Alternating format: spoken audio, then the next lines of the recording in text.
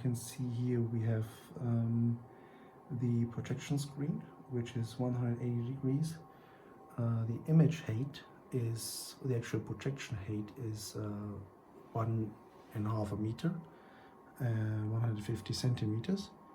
And the MDF plates, the wooden plates, are 2 meters in height, and they are hanging from the ceiling from this curtain rail, which they are attached to by zip ties and bendable metal bands, which are bolted to the ceiling. So here I have two displays. One is a USB monitor attached to the main PC, which currently shows the LIDO charts for the parking positions of Munich East. Here we have an iPad with ForeFlight running. And the actual cockpit is pretty complete, except the first officer side of the pedestal, which is just redundant to the MCDU, the radio and the audio control panel, which in my case I don't really need. And also what is currently not functioning is the radio control panel, sorry, the audio control panel. As you can see here, it's dark. And the ATC panel, but the functions needed for that actually can be controlled directly from the ProSim software.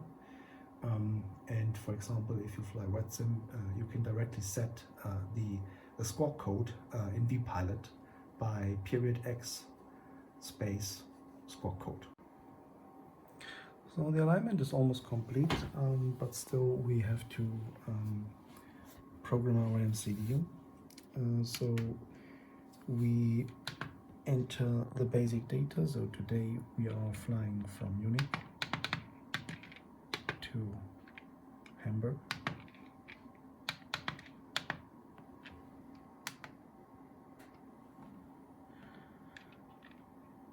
We are flying Lufthansa.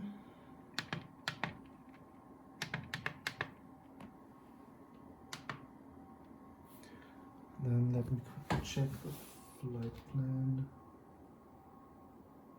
So we have a cost index calculated of 21, and we have a cruising altitude of 380.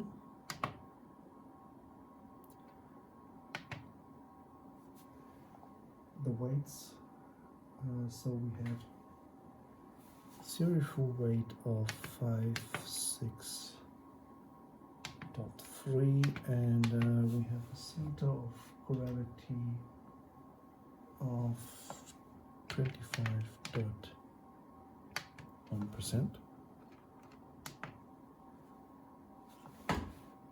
and our fuel is 5.9.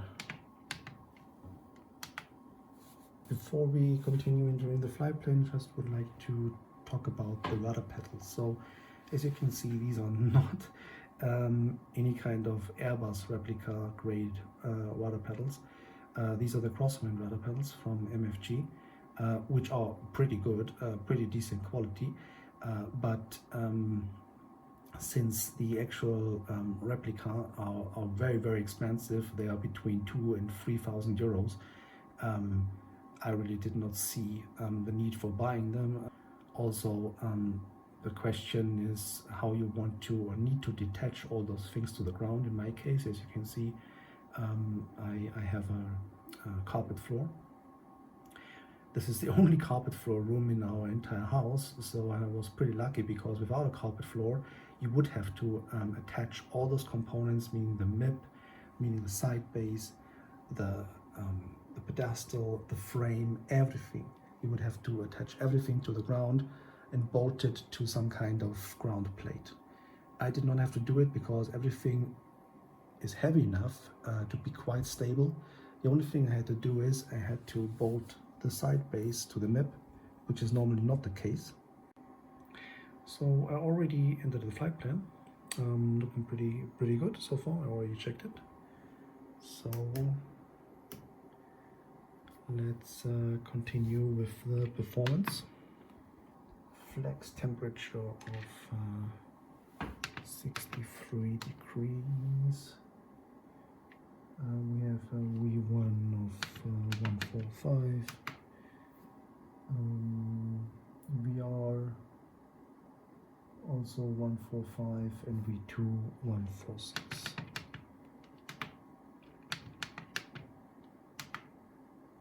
Right.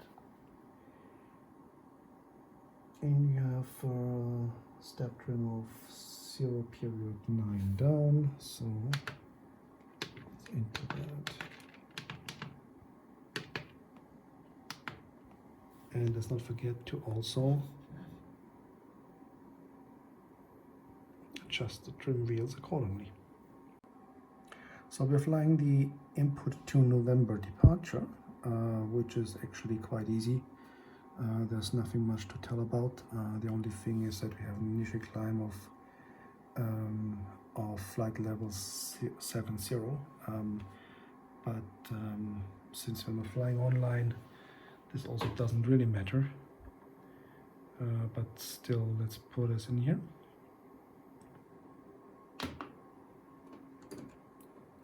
Can already turn on the VOR. Let's display the meters.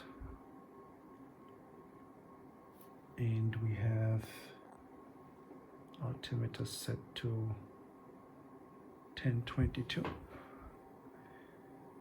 One important thing to mention is with Microsoft Flight Simulator that Microsoft Flight Simulator is not capable of spanning multiple views. So you can only have one main view and you cannot distribute it across multiple windows or views. And since Microsoft Flight Simulator only has a maximum field of view of 100 degrees, you have quite a bad distortion to the left and to the right, which is very visible here on the ground. I don't know if you're able to really see this, but you will be able to notice it the minute we push back. On the ground it looks really bad because those 100 degrees are stretched to 180 degrees. Meaning 40 degrees on both sides, it's just a distortion, not really covering the actual field of view, so it looks pretty bad. In the air it's not that noticeable, but actually the worst thing is that therefore you already also have a vertical distortion, and as you can see in the car here in front, it's pretty tall, right? So it's distorted. And it's stretched vertically, which is pretty annoying during landing, and you have to really get used to. So let's assume we have the clearance from ATC for start and push. So we disengage the parking brake. We ask for the pushback. In the meanwhile, we're gonna start up our engines.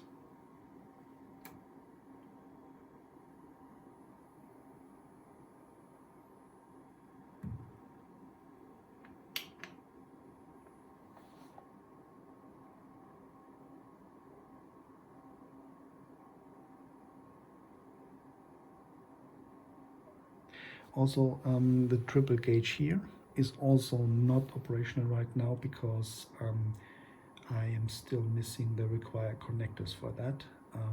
I also have to talk to support about this after the holidays. It's not really that important because you only look at it like once when you test the brakes, and if you don't do a special like fail scenario, it's really not that important, but still it should work eventually. Let's not push too far back. In the meanwhile, engine 1 is already here, so engine 2 is already started up, so let's start engine 1. We can put this back to normal. Stop the APU bleed, prepare for taxi. On the speed brakes. Set the flaps into configuration and then do the flight control tests.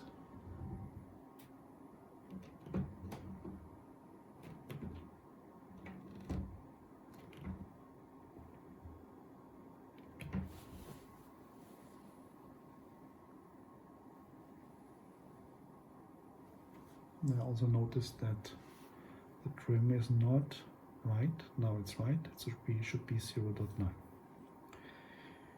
Alright, so let's assume we have clearance for taxi. Let's get going and meet you at the holding point. So now we are at holding position Alpha 15 for runway 26 right. And let's do the final preparation for takeoff. So we set auto brake to maximum. We do the config test. Turn on all lights. Turn off the AP. Turn off pack 1, pack 2. I will try to do the takeoff with one hand on my mobile phone. I don't know if this really works. Could be shaky, but let's try.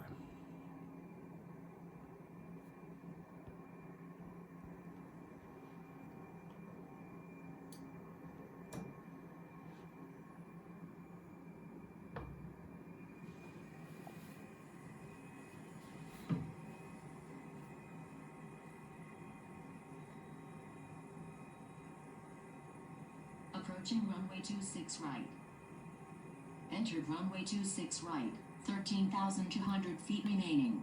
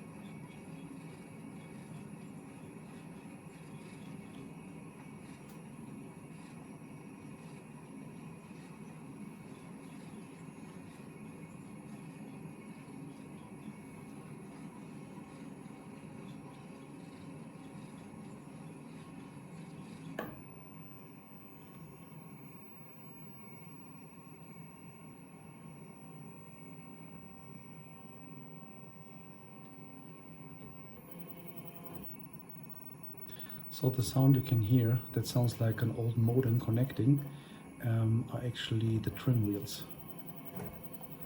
So let's put the gear up.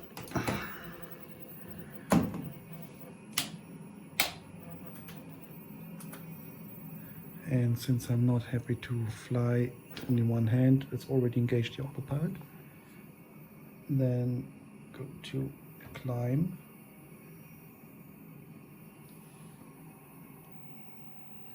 Oh, flap 0, speed check.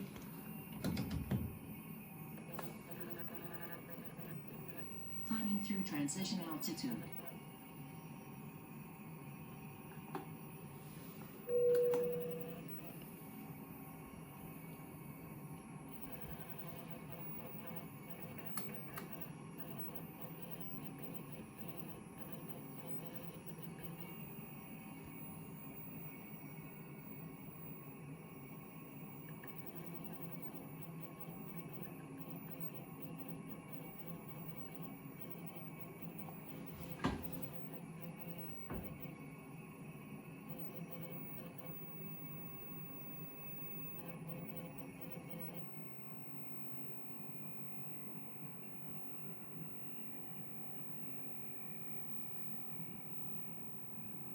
So we reach initial climb altitude, and since on this SID we don't really have any further restrictions, we can already climb to cruising altitude.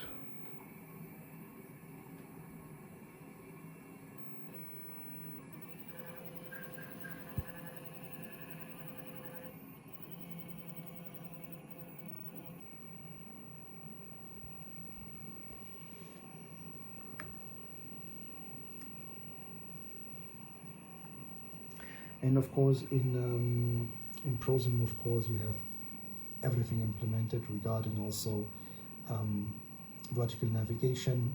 So everything is calculated correctly. The full database is used. So I'm using Navigraph, and all the constraints, everything is in there. You normally don't really have to change anything manually while planning your flight. So the constraints are as accurate as they can be. Of course, you still should check them with your charts, but normally I have not seen any error there so far. They're always exactly how they should be. Of course, online on VATSIM, it's a question of ATC preference and what they tell you to do, but if you fly offline, you can actually just sit back and let the aircraft do its thing, and it will actually never violate any constraint. It actually never happens.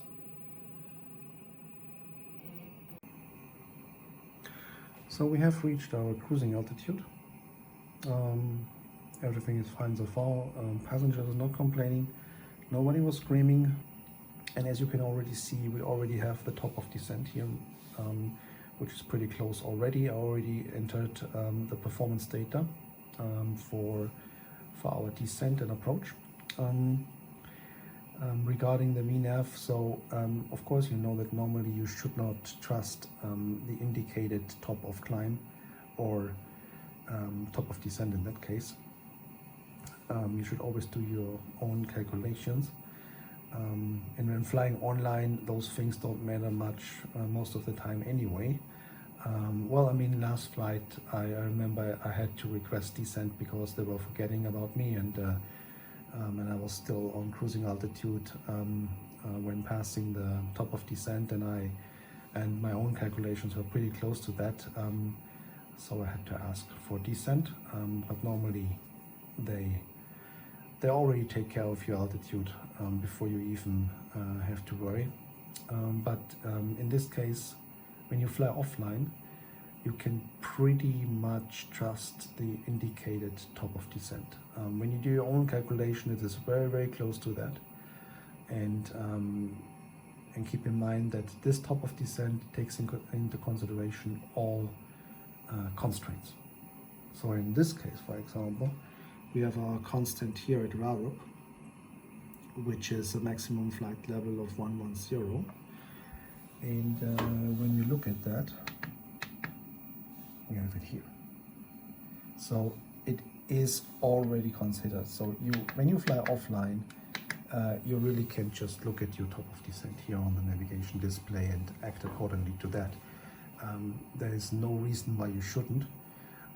Also, you can actually immediately enter your ILS intercept altitude, which in our case is 3000, and that's actually all you have to do.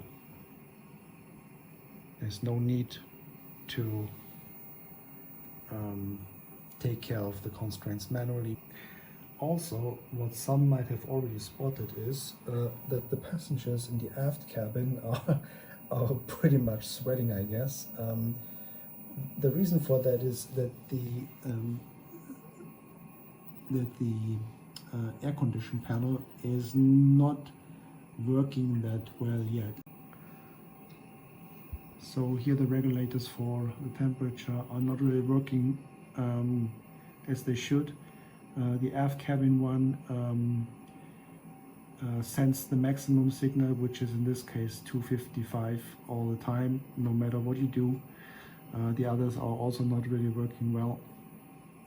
So it's actually there's nothing to do against that sauna in the back here right now, but I will talk to support and ask them to either help me fix that or well, send me a new panel.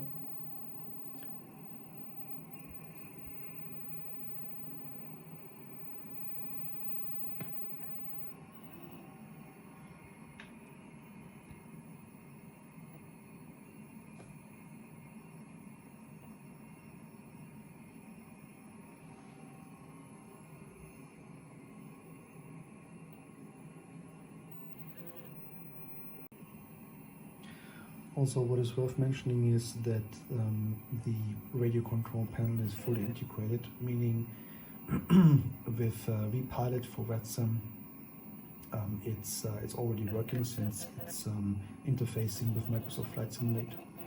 So meaning when I change a frequency here and I activate it, well, that's it. And then I push the push to talk button here on the side stick, and you can talk, and you just assign this USB control in vPilot. That's basically it. Also here you can see the distortion, the vertical distortion in the clouds, because even though everybody knows the clouds in Microsoft Flight Simulator are not perfect, they actually do not look that bad either.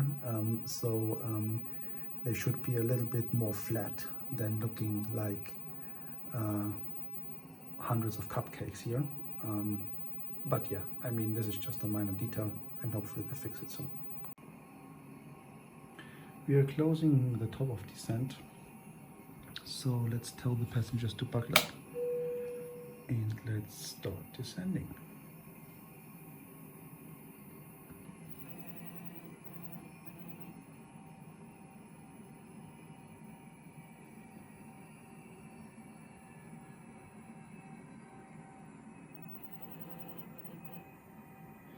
Also, what I noticed is that the speed brakes also do not have any real effect right now in this in the current version of the ProSim flight model. So this actually caused quite some stress a couple of times flying online on VATSIM, because I was asked to lose pretty much altitude pretty quickly, and without the speed brakes this was pretty hard. So the only thing I was able to do is I was just dropping the landing gear as soon as possible with, I don't know, more than 250 knots, I guess. I don't remember exactly, but I was still quite fast, but this was the only way for me to slow down without asking for a holding pattern or a vector to burn altitude. But the speed brakes, they do work technically, so I can extend them, and it's also indicated correctly, but they don't have any effect. Just doesn't do anything right now. It doesn't have a problem with losing speed for the 10,000 feet transition. That is done correctly automatically by VNAV, but later on, when you then engage the approach phase, it could become difficult to lose the speed. But we'll see. As I said, let's just brake by dropping the gear, which is more the action hero way to do. Also regarding approaches on VATSIM, what is really great, of course, especially when you come from not fully implemented A320s in Microsoft Flight Simulator, is that the secondary flight plan is actually working. So we're approaching RALP and the first constraint altitude-wise, and as you can see on the green dot, we are quite on profile here. And the next one will then be the speed limitation of 220 knots. But before that, also of course a 250 knot speed limitation for flight level 100.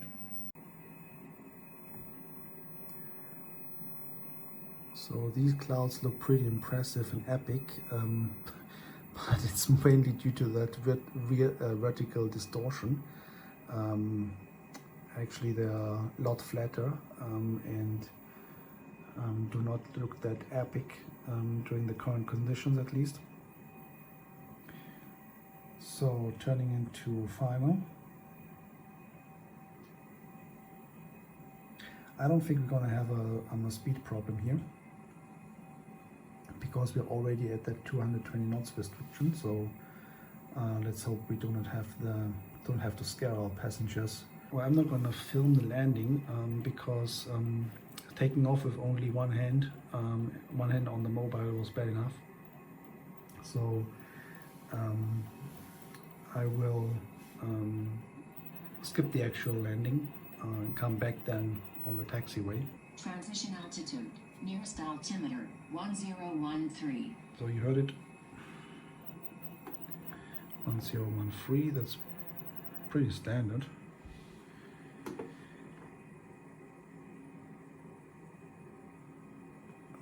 But then I also have to change it here, I guess.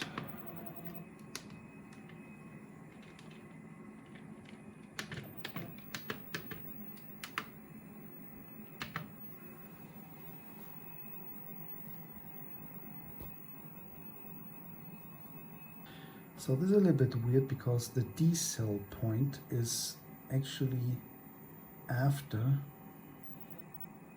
Pisas, which is actually the glide slope intercept.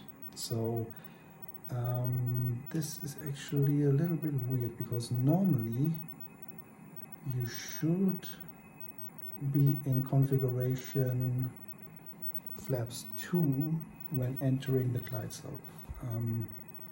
And this would not be really possible continuing like this, I guess. No, I think it would not be possible. So what we're gonna do, we're gonna activate the approach phase before intercepting Pisas. Otherwise, we could have a speed problem. But let's see. So let's arm the approach.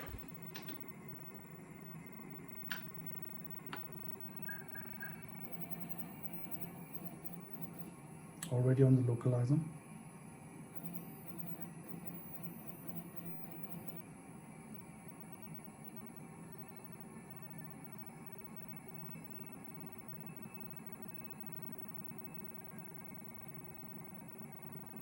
And now it went up to 250, so that's not really that good. So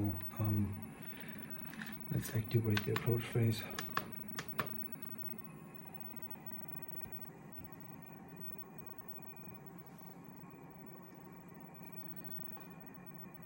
So I think we should be able, I don't know, I mean, he even has the restriction of 170 knots at Pisas. This is a little bit weird, because normally he is really adhering to all the constraints and meeting and matching them exactly. So I don't know what was the case here. Maybe I activated the approach phase or armed the approach phase too late, I don't know. But this is basically already quite close here. So we are not gonna make it. We're not gonna be in config 2, but yeah, should still work without dropping the gear too early. So we captured the glide slope, and we are on the thick clouds.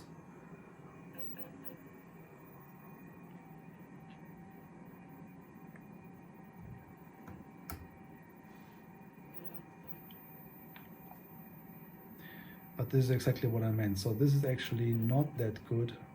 So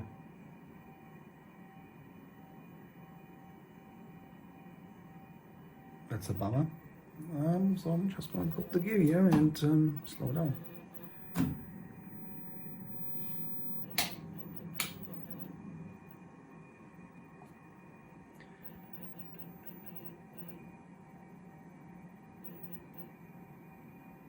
So maybe it was my mistake arming the approach too late, or it's still an issue with the flight model, I don't know. So we have flaps 2 finally. Speed brakes are already armed.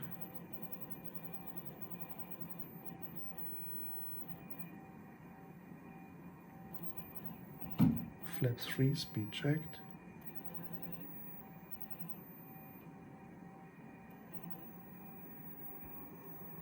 And flaps full.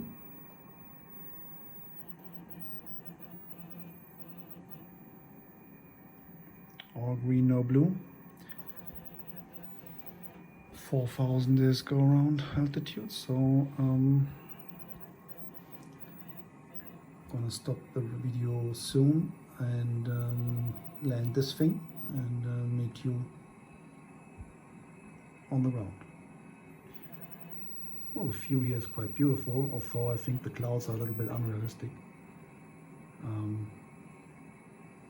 But they're way too low, I think, but looks cool. We just left the runway, so let's turn off the landing lights and clean up the cockpit.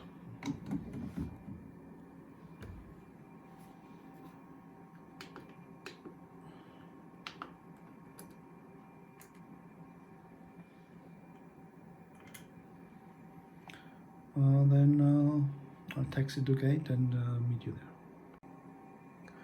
So welcome to the gate. While taxiing, I just noticed that actually this is the standard Hamburg scenery. I actually have the Hamburg scenery, but somehow it dropped out of the community folder. So this looks a little bit sad here, but at least we are at the gate. The APU is available. So let's turn off the engines.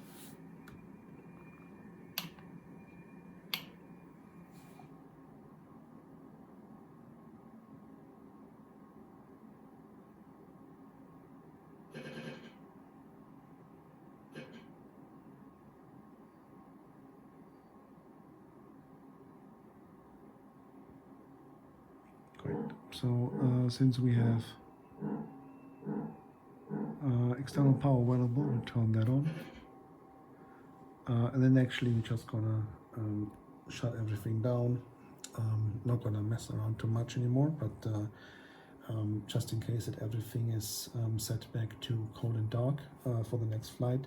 That's a little bit the thing, so you really have to make sure that you reset everything correctly. In this case, you have to do it physically and manually, so let's turn off the ADS, turn off the crew supply here. Let's turn off all the lights. Turn off the APU. APU bleed is turned off. APU generator also not needed. We don't need the fuel pumps anymore. That should be basically it. Turn off that.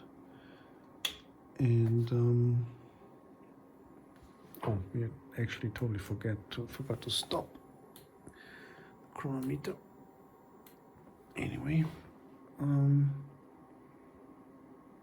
yeah, that's basically it. I actually do not turn off the monitors or the displays because this doesn't actually, give any more immersion or has some kind of benefit regarding simulation. So whenever I turn on the power next time, it immediately goes to self-test and all the displays are on and the backlight is already on and everything. I hope you enjoyed the flight and explaining a little bit, telling a little bit about the setup. I will do a more detailed video about the technical aspects of it, meaning the hardware, the software, how this thing interacts between the computers and the actual cockpits, how the wiring works and things like that. Thanks for watching and Happy New Year.